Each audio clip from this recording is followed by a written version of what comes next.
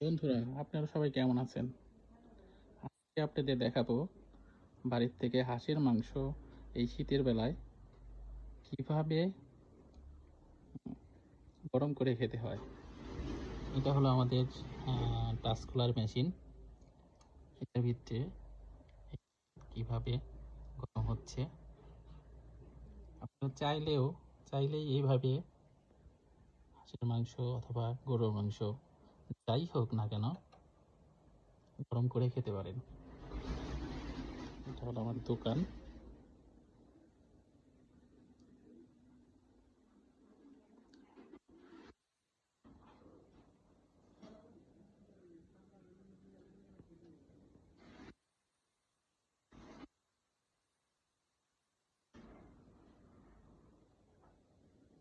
বন্ধুরা, দোয়া করবেন।